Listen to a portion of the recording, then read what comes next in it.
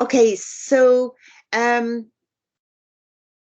the meeting is being recorded and there's a transcript in the chat for anybody who's having difficulty with sound. It's my great pleasure to introduce Simona Dossi and Anna Meyer. And I met Simona and Anna through a project that involved Arts Cabinet and the Leverhulme Centre for Wildfires and Society. And what made the project that they were involved in particularly interesting, and what actually attracted me to the project, was it was a collaboration between artists and scientists rather than artists making science-informed work, which is a very different kind of relationship. And in the course of that project, one of the really interesting things that came out of it was the depth of the collaboration, that it that there was a real exchange of different ways of knowing, of a scientific methodology and an arts methodology coming together to produce work that had the capacity to communicate with wider audiences, but also, as I'm sure they will show you, some really interesting things to do with embers, and I'm hoping your object that came out of that research, it will be part of this presentation. In the past, a lot of science art collaborations were criticized because they often had poor science or poor art. But I think this new kind of serious collaboration, where it's a working together, an exchange of knowledge, is really the way to a much more successful kind of art science engagement. So enough of me now. I will hand you over to Anna and Simone, and I'm sure you'll enjoy the talk. Excellent. Thank you so much, Mary. So the way that we structured this is I'm going to present probably for about, I think since we finish in less than an hour, I'll start with maybe about 25 minutes showing my solo practice. And then Simona will talk about her research, and then we'll talk about the collaborative research that we did. And I work in a lot of different ways and with a lot of different materials, but for the purposes of this talk, I'm going to show work that is kind of specific to the shared interests of the collaboration. So I'm going to go ahead and share my screen. Can you all see that opening slide? Okay. So, yeah, I mostly want to focus on things that kind of set the stage for the presentation, but for the shared research. But when I show work to students, I always like to talk a little bit about how I came to be an artist, and show a little bit of student work. So I'm just gonna do that. But before I do that, I try to always take a moment to acknowledge everyone who makes my life and work possible. I'm not going to name everyone, but there's many people who have helped and supported me over the years, including my biological family, many chosen friends and colleagues, all of the Indigenous people who cared for the land that I live and work on before this country was colonized, my teachers, and I also want to acknowledge my students. So I teach at the University of Houston, and working with my students and seeing their curiosity and kind of commitment is very educational for me. And I get a lot out of the learning that we do together. So, okay. So I grew up in a house with lots of books, not very much art. I didn't really make things until I was in my early 20s. So before that, I read a lot. There was a huge emphasis on literacy reading literacy in my home. These are pictures of my parents' books. And I wrote poems and I read books and kind of like was really into novels as a young person. And then I had a very short stint working in book publishing in my early 20s, like when I finished, I studied literature and gender and got a bachelor's degree in those subjects. And then I worked in book publishing very briefly, and then I started getting interested in the kind of mechanics of book production, and from there started making prints and then found sculpture eventually. And the early works that I made, this is paper. This is a piece of paper made from paper pulp. I was interested in patterns, kind of iconic patterns like the camouflage you see here. And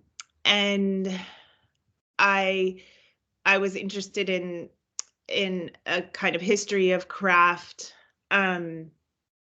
I quickly kind of found op art. So this moment in painting where painters like Bridget Riley were wanting to excite the eye in order to kind of stimulate other senses or just the body generally. Sorry, and I was, Lana.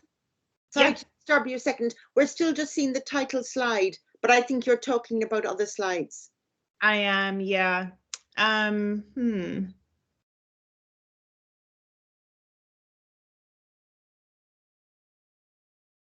Oh, okay. Now we're seeing other slides. Okay, you're seeing. And we're seeing your second slide now. Okay. Okay. So let's see. How about now? Are you seeing a switch? No, I wonder if you clicked on the slide in the on the left-hand side. That's working better. Yeah, we're now seeing books. Great. I'm now looking at Francis Bacon's selected writings. Yeah. So I'm going to not go into presentation mode, so it might be a little bit less polished looking. But anyway, so these are the books from my parents' home. And then these are early works. This piece of paper. Are you seeing it switch now? Yes, thank you. Excellent. Okay. So yes, interested in pattern.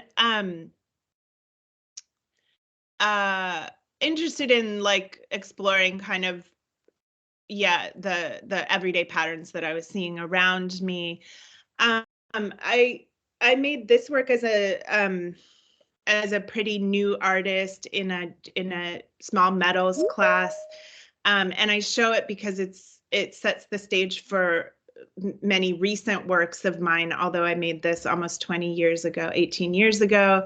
So this was this silver smithed belt buckle called Spiral Jetty belt buckles. So this was a critique of land art, meaning people like Robert Smithson, Walter de Maria, Michael Heitzer, who left New York in the 1960s and 70s and went west and started making these enormous works in the landscape, quite often using technology that mirrored or mimicked the mining industries and extractive industries that were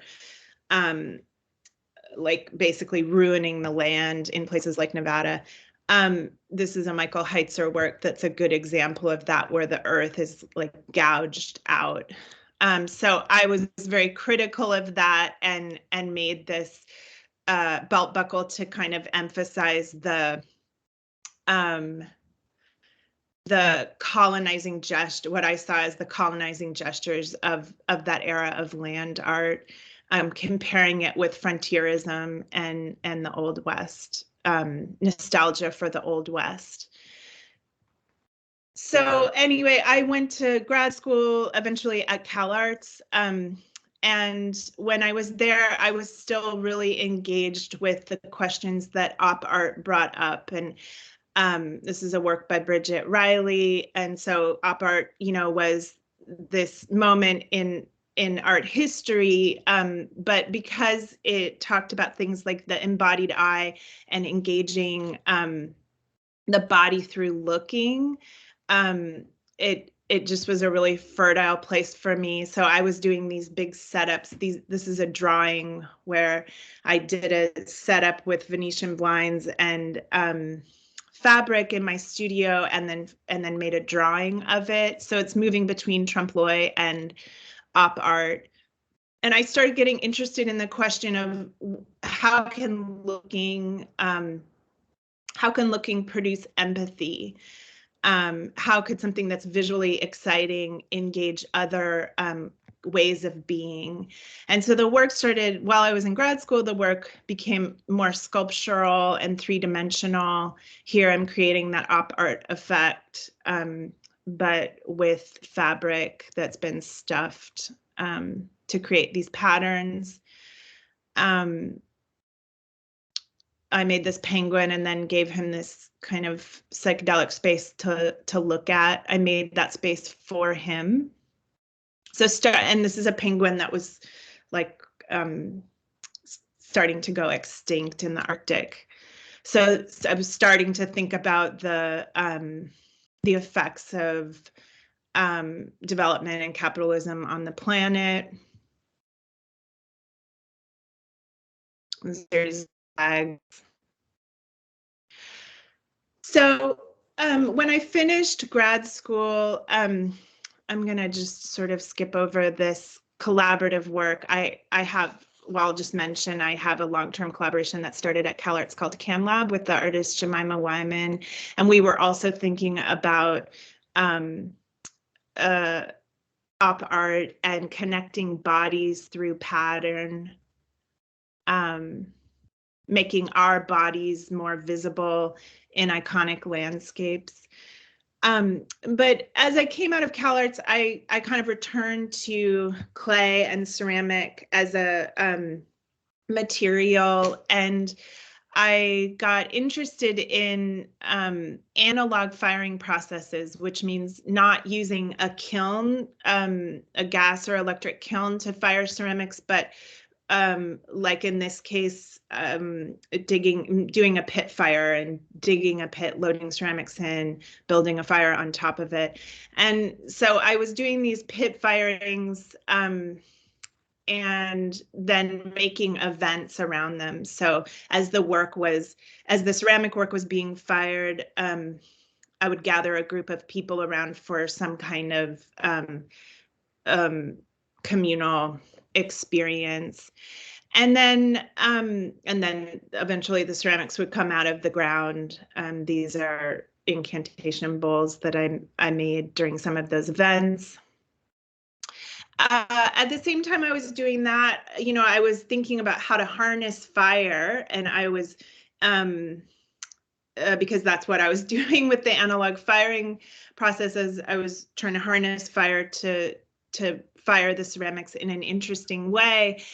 But I also was starting to become more acclimated to my immediate environment, which was Southern California, which is a place where there are many wildfires. And that's really something I had to get my head around, because I had come from the Midwest of the country where this wasn't an issue at the time. And what I was seeing was this very, very developed a real estate market where there are just multi-million-dollar houses everywhere you look that are also directly in the path of wildfires, and they keep burning and getting rebuilt. And so I was really starting to take in this allocation of resources, and was pretty my mind was blown by it. So in 2008, I initiated this project called Fire Full of Fear. And for this, I made 12 ceramic sculptures that I put out into the landscape around Malibu, California. And the idea was that the sculptures would stay in the landscape until they got fired by wildfire. And so they're kind of scattered on a combination of public and private land in the canyons. And at the time, this is one of the pieces before it went into the landscape. So it's about torso sized, and it's like an undulating surface, and each of the 12 sculptures has a different piece of text on it. And at the time, I was very interested still in this kind of critique of land art, where I wanted to make this much more human scaled work. And so I carried these like in tote bags and hiked out, sometimes with a friend, sometimes just on my own. So I was interested in making something on a modest scale. I mean, the critique of land art, I come to that as a feminist, and as someone who's concerned with the ecology of our planet. This is one of the works that says, it's a Badiou quote, the contemporary philosopher. There is no need to have a mysterious relationship with power. And so I put these pieces out in the landscape in 2008, and I understood and believed that they might not ever fire within my lifetime. And so the scale of this work, while it's modest in terms of like how much physical space it takes up, it's relating much more to geologic time than it is to, even the 100 or 200 years of art historical significance. And so I wasn't counting on them wildfiring. It was a conceptual proposition as much as it was a kind of process piece. So this one says, "Fuck the horizon." Anyway, 10 years into the project, in 2018, the Woolsey fire occurred, which was an enormous fire with Malibu at the center of it. It was a deadly fire, and very destructive. And in the Woolsey fire, 6 of the 12 pieces were wildfired. And so I eventually was able to get back into the landscape and pull some of the pieces out. So this is a few weeks after the Woolsey fire was contained, or mostly contained, and you can see the landscape was, depending on where you were, it was significantly affected. I pulled out 4 of the pieces. 2 of them are still in the landscape, buried by mud. They were in some of the worst fire zones, and there was rain afterwards and mudslides. So, again, like the origins of this piece are in, a critique of the fetishization of ownership and of thinking about land as property that is exemplified in Southern California, but is present throughout this country and in many others. But, in that 10-year span, what happened was wildfires started proliferating, and we as a culture are much more aware now that one of the effects of global warming is the proliferation of fires. They're not only happening more frequently, but their intensity is greater. And so the Fire Full of Fear project has become kind of a marker for global warming. And I just mentioned, that wasn't necessarily my intent, but because of the kind of time span and time scale of the work, the world changed and our awareness changed. So I recently showed some of the wildfire works, and with a mural of that image that was taken on the day the Woolsey fire started. Okay, so I think for time's sake, I'm gonna show this next project, and then I'll maybe stop after that one. Right around the time that the Woolsey fire happened, I had this solo exhibition up in Los Angeles called Admit Emit. And there were many different parts of this show. It was at an artist-run space in the Highland Park neighborhood of LA, which is a place that has been heavily gentrified, and brings up all of that, problematic focus on ownership that is the real estate market there. And so when I was invited to do a show at this gallery, I was thinking about how art often is used to kind of as the first move of gentrification. Often, developers follow artists into the neighborhoods that we choose to live in and show work in. And so for this project, I made these kilns that are in the foreground there. And then I fired some ceramics on site using those kilns before the exhibition was installed. And these kilns use patterns from Victorian era garments, and this is your Queen Victoria. And we know her as this person who very publicly mourned for probably over half her life. But I had learned about this Victorian custom of women who were in mourning starting out wearing total black, and then over time starting to wear patterns that were inflected with small white patterns or gray patterns, and then over time their garments would lighten and eventually become like lavender or gray as a way to just publicly register where the mourner was in their process of grieving. And so to make these kilns, I took some of those patterns. At the time, I myself was mourning. I had lost both my parents in 2016. And so this was one of the reasons I was interested in this mourning practice. Anyway, I used these kilns to fire these ceramics that then hung on the wall. And the ceramics were designed to hold lime plaster. So this white substance you see here is lime plaster. And the idea was that I buried these ceramics on the site of the gallery after the exhibition was over, holding the lime plaster. And the soil in this area was already fairly alkaline, and the lime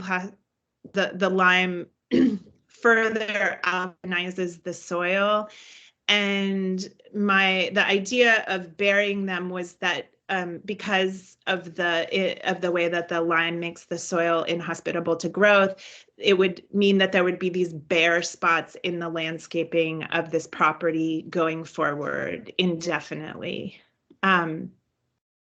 And so this gets into, again, longer time frames, thinking about how we view and consume property, and in this case, how art is involved in that. And so in the gallery space, I had the dirt from the hole that I had dug above the ceramic that was going to go into that hole at the end of the show. Okay, so I think I'm going to stop there for time's sake, because I know we started a little bit late. I also, one more thing, just really quickly. Also in that year, I started making a body of work, of ceramic work called Morning Wear, that is, again, using this idea of inflecting a surface with these kind of small elements that slowly lighten it. And this is one of the pieces morning wear. But how I make these is my sister and I inherited these sets of porcelain dinnerware from our parents, and this is something of just another lifetime. And neither of us really wanted these in our household because we just don't kind of entertain like this. And so in consultation with my sister, I took both the sets and I started crushing that porcelain down into very small flecks. And that's what you're seeing in the surface of these ceramics. I embed that dust into the ceramics, and it looks kind of different ways. I use different clay bodies, the black one, the kind of metallic black one, and then this lighter peach one. So again, I'm kind of thinking about the legacy of objects and the kind of stuff of our lives, how long it lasts, and especially in comparison with my own life. Okay, so I'm going to turn things over to you, Simona, so that you can introduce your work. And this is a screenshot of what our working environment looked like while we were doing the research residency earlier this year. We worked together in the spring and early summer. And we did it all over Zoom because I'm in Houston and Simona's in London. That's right. Thank you, Anna. So I'll just briefly introduce my research topic, then we will present the products of our collaboration. So I'm a second-year PhD student at Imperial College London, and my research topic is how to reduce the wildfire ignition risk of rural buildings, especially in Southern Europe. And my research is funded from the European Commission, and I'm part of a couple research groups that focus on wildfires, including the Leverhulme Center, which is how I got to do this collaboration with Anna. Next slide, please. So this topic about reducing the wildfire risk of buildings really started to develop since researchers and fire practitioners saw that after large wildfires, there were many buildings and many houses that would get severely damaged from wildfires and completely destroyed. But there were also certain properties and certain houses, like the one shown on the picture on the right of this slide, that would survive completely the wildfire or only experience minimum damage, even though the wildfire passes through really close to the structure, as you can see from all the burnt trees around the structure. Next slide, please. So really, the research is about looking at the fire exposure that you get from wildfires to houses, and then what the house structures actually, what it actually is built like, and how strong it is to fire ignition. And there's a few different ways that fire can burn houses. The flames can warm it up from a distance, or the flames can touch the building directly, and in both of those ways it can burn. But actually the most common way in which buildings get burned from wildfires is through embers, which are these small burning particles that get of fuel. So it can either be of plants or of other houses burning, and they get transported in the wind and continue burning. And they can either enter buildings if there are any openings, or if a lot of them land on the building, they can directly ignite the building in that way. And that was one of the topics that Anna and I focused on during our collaboration. Yes. Next slide.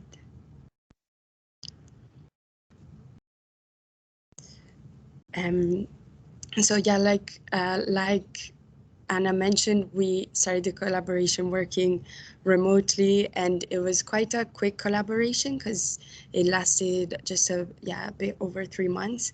But we found a lot of overlap and a lot of common interests, definitely regarding the building industry that Anna mentioned earlier in this presentation, and she describes how ridiculous it is so much better than I do. But just kind of how the global warming and a lot of industries and how they work that don't make sense so much in how the world is changing and the climate is changing. So that was definitely a common interest of ours. And then definitely materials, and Anna comes from such deep practical knowledge of ceramics and working with ceramics, and that was really interesting for me to hear about, and we got to share some knowledge on that. Yeah, and so initially with the residency, we were just kind of learning about what each other does, and starting to glean each other's methodology from that. I mean, I don't have any science training, and Simona knows some about art but isn't trained in art. And so the first exchange we had was really just kind of, I learned a bit about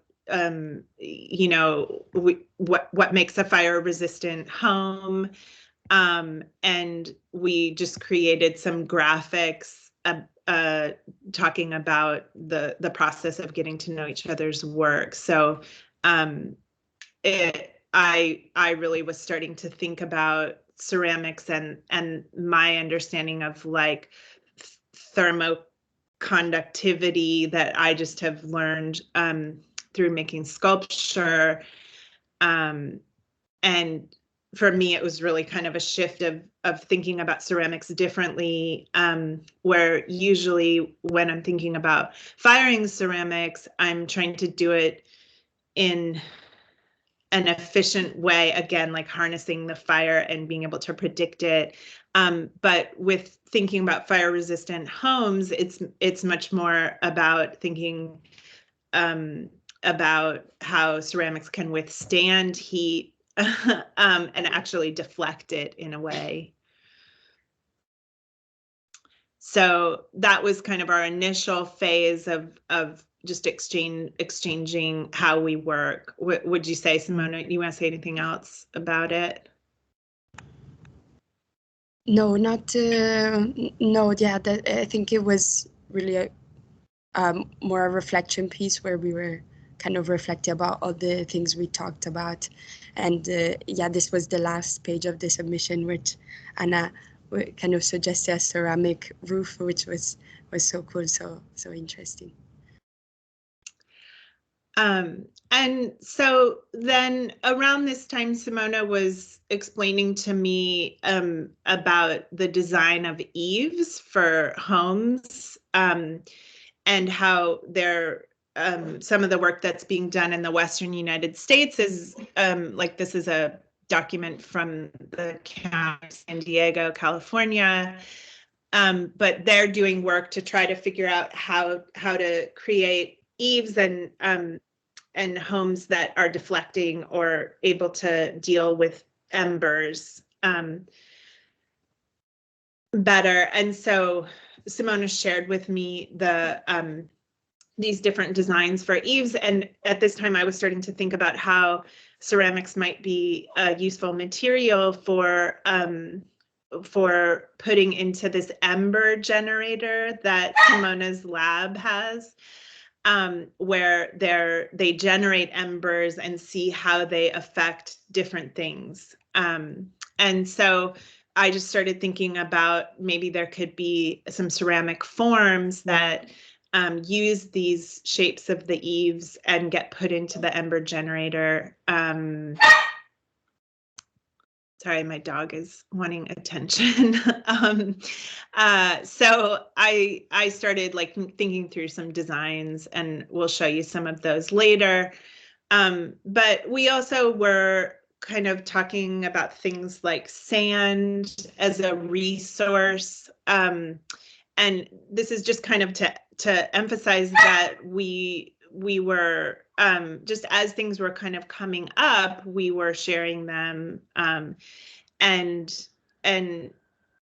I think, yeah, sand is an interesting material because it's actually, although it seems like we just have endless amounts of it because of things like fracking, we're actually kind of running out of it. And it's also something that now is like boated and trucked around the world.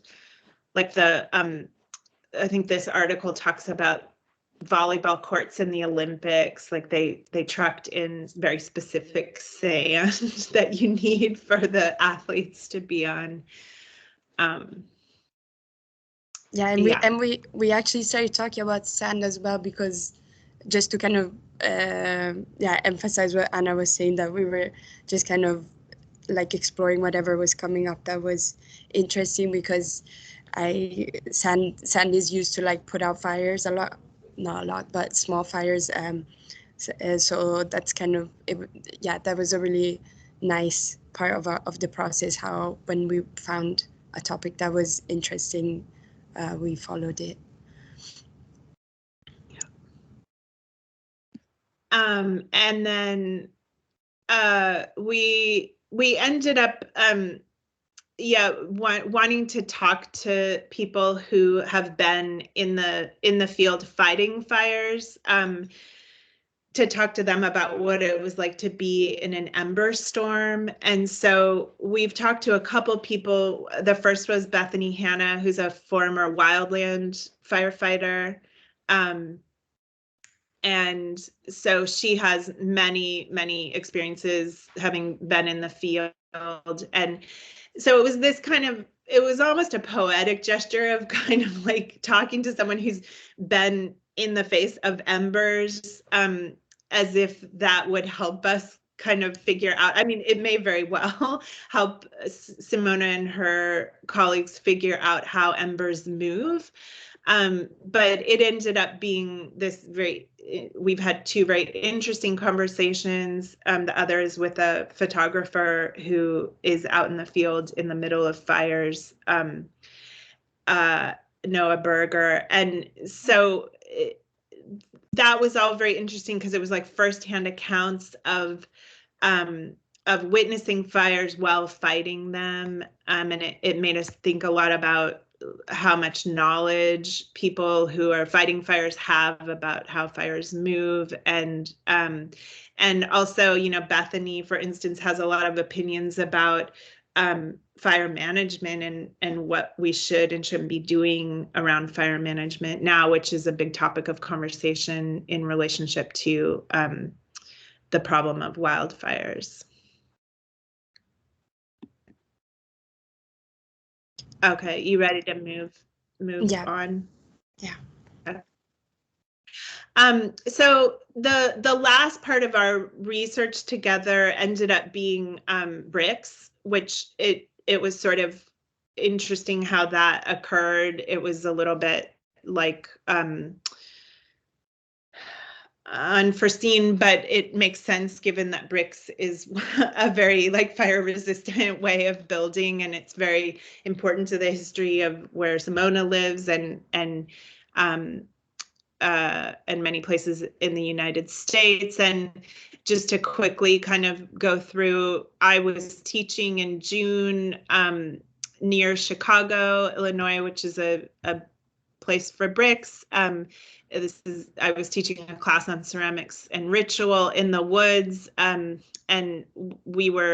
some of my students were using found clay, a local found clay to make things. And then this is some of the local clay that we were experimenting with.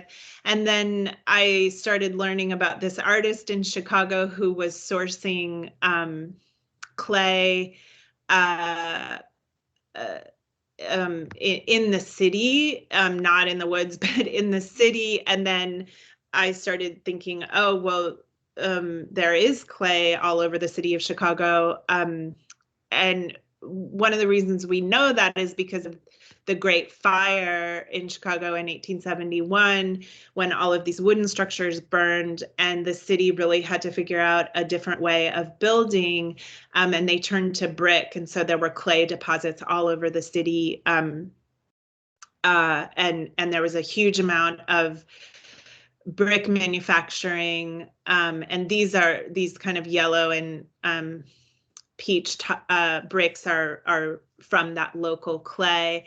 And so then I was like, Simona, I'm thinking about all this stuff because I'm in Chicago. And so we just started like learning more about kind of the history of bricks and brick manufacturing, and thinking about bricks as a resource. These are 2 flats in Chicago using some of that old brick.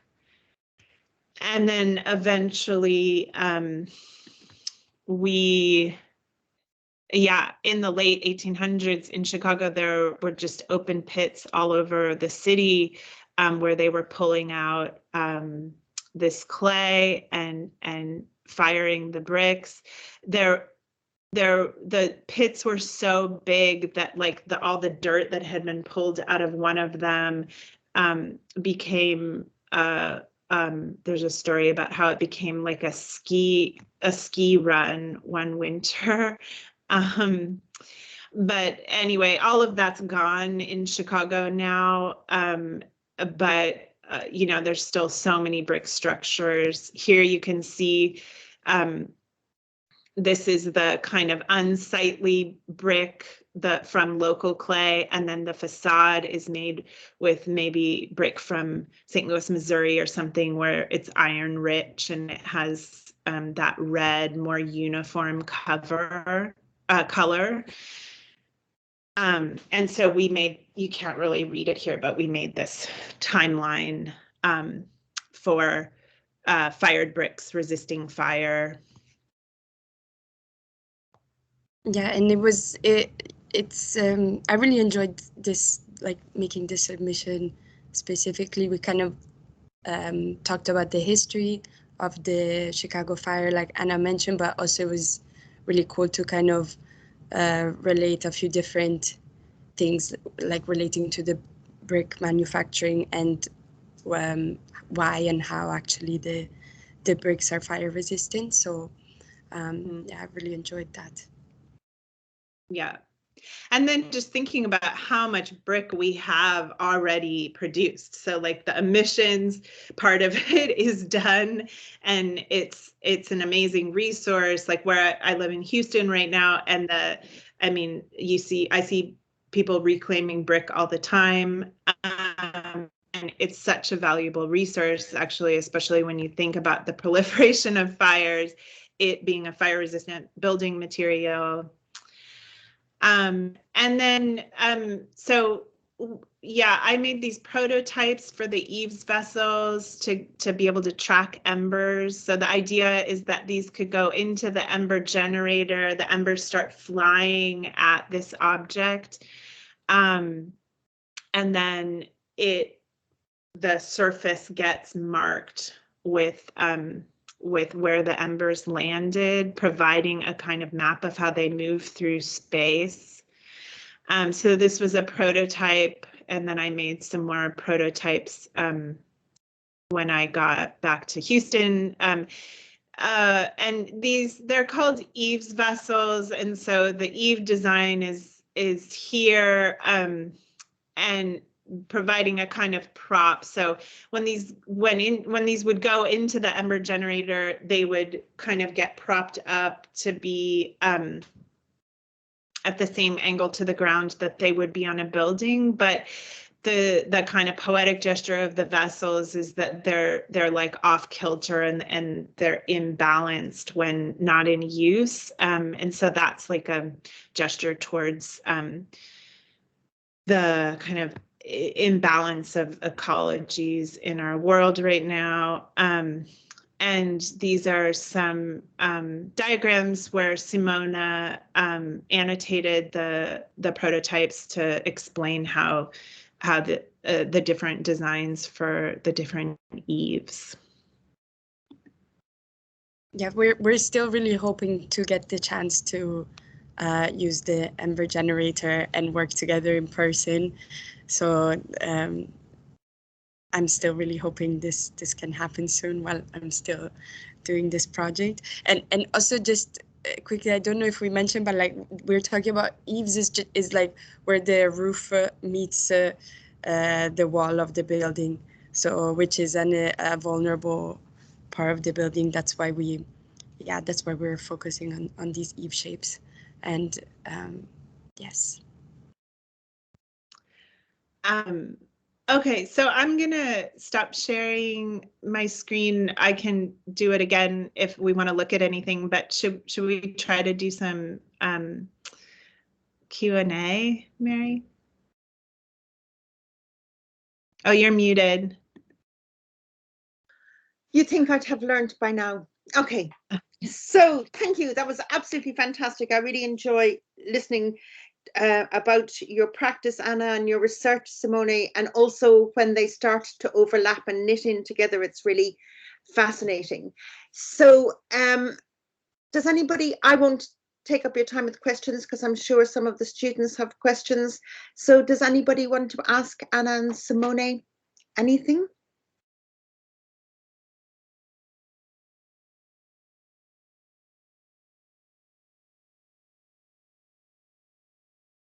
Anyone at all?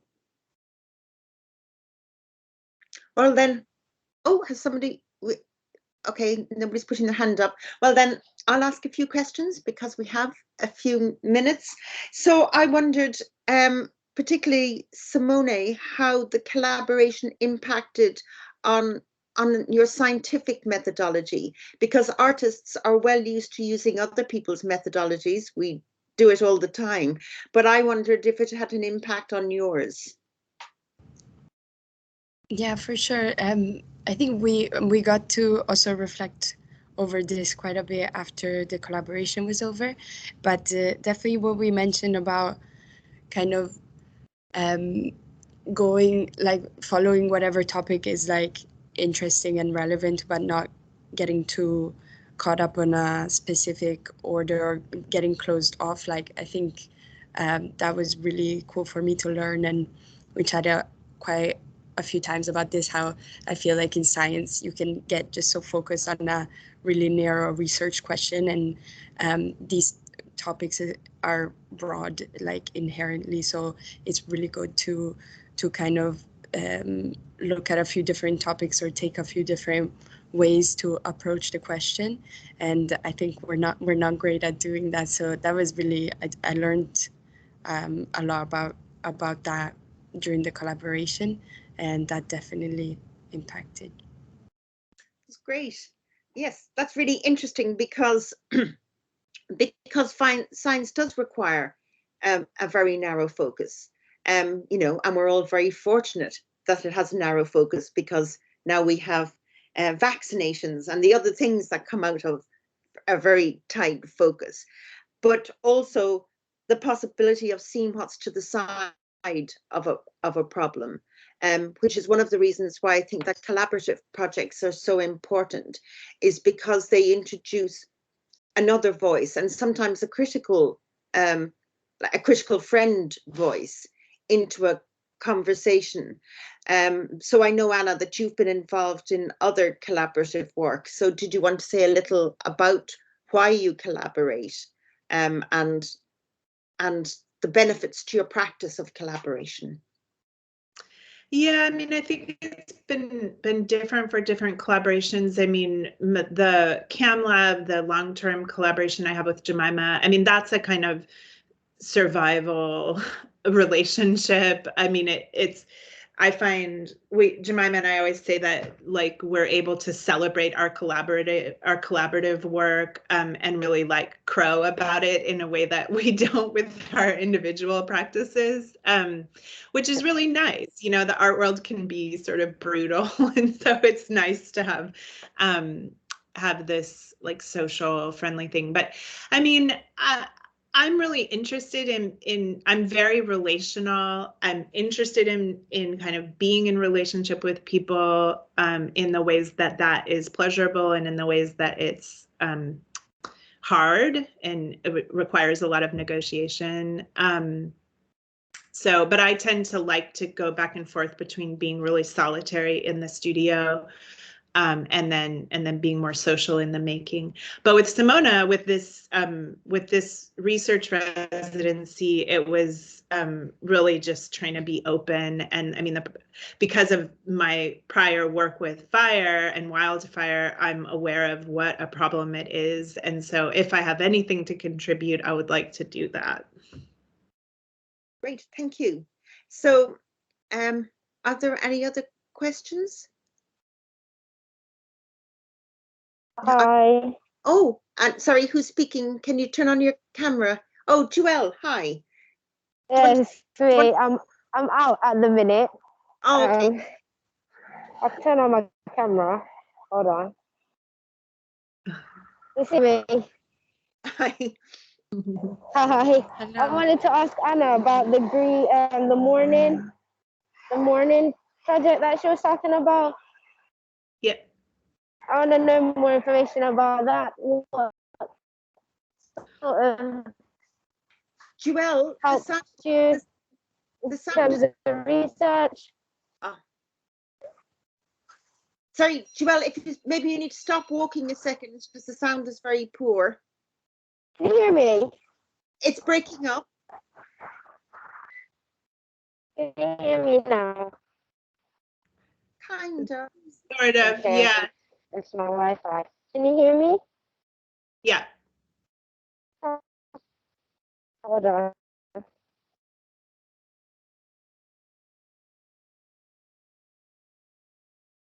Hello? Joelle, maybe turn off your camera if it makes the wanted connection. to ask about the morning project that you did, Anna. Yeah.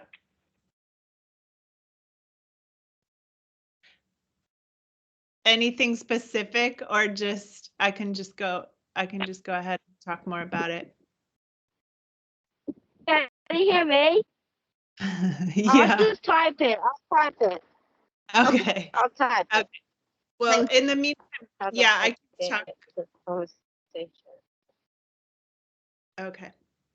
Yeah, I can just talk a little bit more about the morning where. Oh, you heard me. The research that you did, because I'm trying to project. Can you hear me? Yeah, a little bit. Okay. Yeah.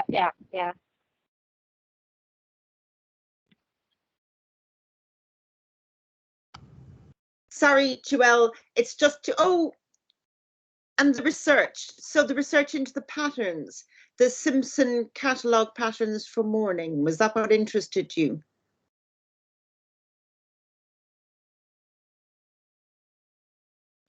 Yeah, I mean, I'll just go ahead. Yeah. Because I actually don't remember. I mean, I don't remember how I came to learn about that. I mean, I think initially, I mean, there's so much out there about the Victorian era, and in many ways, as the kind of, era of industrialization, I think it's a really important one to look back to. But I don't actually remember how I came across that custom. I mean, it may have just been me like being emo. Sorry. I'm going to cut you off. We've like run out of time now, so. Oh, okay. I'm really sorry. Okay, so just 2 minutes, Hugo. Anna and Simonian students, did you want to talk for 5 minutes more? Because I can just. The call's going to end in 30 seconds. I was just going to do a link. Hugo. Okay, sure. Hold on. I was just going to give people another link. Just 2 minutes. Oh. I won't be able to keep it open. It will just auto close itself. Oh, okay. Sorry, I had made another link, but for some reason it's not letting me get the link. Okay, we're all just going to get cut off now. Okay, that's a pity. I can try and create another link and notify people if you want to keep talking, or have you talked enough, Anna and Simona? I'm happy to, yeah, if people want to, I'm happy to jump on, and if anybody comes, that's fine. I would also like to hear more about the morning project. Yes. So I like okay, that. so everybody, I'll post, all the students have gone. I think, have they? Oh no, there's a few here. I'm going to open up another Teams site and invite you in. Okay. So okay. thanks, Hugo. Actually, he's leaving. We're left here. I think Hugo has gone. I think he's gone as well. Yes, I think that's fine. Then we can just stay here. It's because that they had another meeting set up on this channel, that we were going to have to leave. But Nisa, are you still there? I think, have you gone? Oh, well, if they've all gone, then we could continue to talk. Okay, great. Well, yeah. So yes, actually, the recording is still going. So the students who left when they thought it was all over will still get the recording. So yes, you were saying about the Victorian era and mourning. There's an incredibly interesting history around, particularly in the UK, the history of mourning because of the First World War, and mourning had to shift because of the increased numbers of dead, that it wasn't possible for people to mourn in the way that the Victorians had. So the history of mourning in Europe is really fascinating, but it was all very practical. It was because of the need to stop people going into long-term mourning. Mourning had to be truncated to get people back to work. Yeah. Yeah, I mean, and that's very interesting, right, in terms of our contemporary moment with the pandemic and the ways in which people haven't been able to be with each other at end of life, and not being able to gather for memorial services and funerals and things. But yeah, I mean, I think I make work quite often out of my lived experience. So, I mean, as a feminist, like, the personal is political and the political is personal. But I mean, with these works around mourning, that was coming out of, my personal losses. But I think as an artist, I'll kind of like take that, and as much as I'm comfortable doing so, I'll be looking at how other people do something, in this case, how the Victorians mourned, and how, so anyway, I don't actually remember the moment when I kind of learned that, but I do have lots of notes about various aspects of Victorian era mourning protocols, and then it just kind of went from there, where I think I learned about that practice of inflecting the clothing, and then it wasn't right away that I put it together with the inherited dinnerware. There was a period of time where, I don't know, my subconscious or whatever was just thinking about it, and then at some point I think I was like, oh, well, should I make clothes, or how could I do this in ceramic? Could I make a ceramic surface that registers this passage of time? And then eventually I got to, oh, I have this dinnerware. So I mention all of that because I think that's, I'm often like kind of thinking about things over longer periods of time, and then eventually it coalesces. But it's rare that, like, I'll do some research and it immediately points to a project. It's much more circuitous than that. Yes, that's really interesting, particularly for students, because as part of the course, there's a research module that students have to undertake a contextual research model and look at how artists research and do their own research. But it all happens really quickly. You know, you're supposed to be researching in parallel to this studio, but in fact, sometimes the research doesn't come out and work for years, as you say, and that you find something interesting and then 3 or 4 years later it's appropriate. So I always think of that we're always researching, that, you know, you research when you go for a walk, you research when you having a bath and you look at the water, or, you know, everything in your life is research, but the impact of it can take time to ferment and to percolate. So it's quite artificial the way we ask students to research and then produce work. So one of the other interesting things that came up in your talk, and particularly from my point of view, because I lecture in history of art, and I spend most of my time apologizing for history of art, apologizing for the fact that it's all dead white men, apologizing, and then when it comes to land art, I'm apologizing about what they did to the landscape.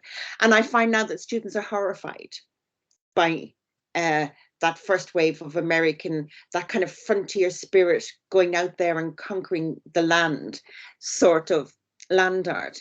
And 10 years ago, people were writing essays about the spiral jetty, but now people are horrified that they took machinery out and moved great big chunks of land, or took diggers out and made great big holes. So there is a big shift in sensitivity. And I was wondering, are you finding that as well? I mean, is that just a thing that's happening in the UK at the moment, or are you finding that with your students that the idea of land art has shifted much more to a caring rather than using the land as a vehicle or a tool? Yeah, I mean, I can't speak for the field of criticism, but I, you know, Lucy Lepard is a writer who is now in her 80s, but she was a huge champion of land art at the time, like not only writing reviews of it, high profile reviews, but also she curated shows. Like she curated an early show with Smithson in it, and she is very interesting because her last book is called Undermining, and she basically goes back in that book and critiques herself, critiques her focus in the 60s, 70s, even the 80s, and she qualifies it all and kind of updates it. And I mean, in short, she still finds that Robert Smithson is sort of interesting and worth looking at, and then she kind of lets everyone else go. But at the same time, in Undermining, she is showing all of these examples of Native artists in the Southwest of the United States, and showing all of these works that are much more about dealing very site specifically, and are very specific to the histories of that land, which is in direct contrast to someone like Michael Heitzer or something. So, I mean, if that's an indication of where the scholarship is going, then I would say there's definitely a revisiting. But I see it also just in terms of the work that's being defined as land art now. It's much more modestly sized works. It's works that are dealing with specific histories and places. Yes. I mean, when we last, I don't know if any of the students are still here who were in the session when we did have seminars on land art, and we talked about it in terms of colonization, and you know, and we have quite a big decolonization agenda at the moment, and so revisiting land art is part of that, of looking at those early pieces of land art. And I think what's impressive is how quickly the landscape of theory, the landscape of critique is moving from a Greenbergian notion of art as an independent sphere to actually critiquing art as part of of the ecosystem, you know, of the world we live in. We looked at an organization called Julie's Bicycle, who do an environmental analysis of artworks. So they're studying artworks and they're critiquing them based on the cost to the environment of the artworks. So it's a really interesting shift that we will now have to do environmental impact statements on artworks, which I thought is really a really interesting move. Yeah. I think Joelle has probably gone.